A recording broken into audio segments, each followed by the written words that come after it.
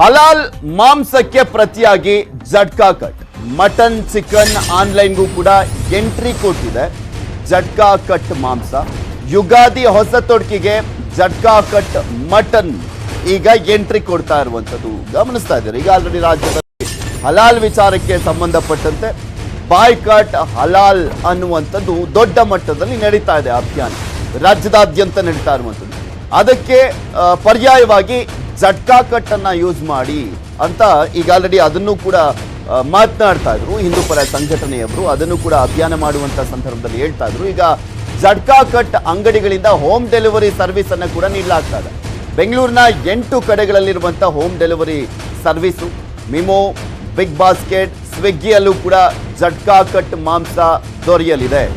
ಇಲ್ಲಿ ಹಲಾಲ್ಗೆ ಪರ್ಯಾಯವಾಗಿ ಓಕೆ ಹಲಾಲ್ ಬಾಯ್ಕಟ್ ಅನ್ನ ಮಾಡಿದ್ರೆ ನಮಗೆ ಏನಾಗಾದ್ರೆ ಪರ್ಯಾಯವಾಗಿ ಏನ್ ಸಿಗುತ್ತೆ ಅನ್ನುವಂಥ ಪ್ರಶ್ನೆ ಸಾಕಷ್ಟು ಜನರದ್ದಿತ್ತು. ಹೊಸ ತೊಡಕಿನ ಸಂದರ್ಭದಲ್ಲಿ ಈ ಮಟನ್ ಎಲ್ಲ ಬೇಕಾಗುತ್ತಲ್ಲ, ಓಕೆ ಹಲಾಲ್ ಬೇಡ ಅಂದ್ರೆ ನಾವು ಯಾವುದನ್ನು ಯೂಸ್ ಮಾಡಬೇಕು ಅನ್ನುವಂಥದ್ದು ಸಾಕಷ್ಟು ಜನರ ಪ್ರಶ್ನೆ ಆಗಿತ್ತು.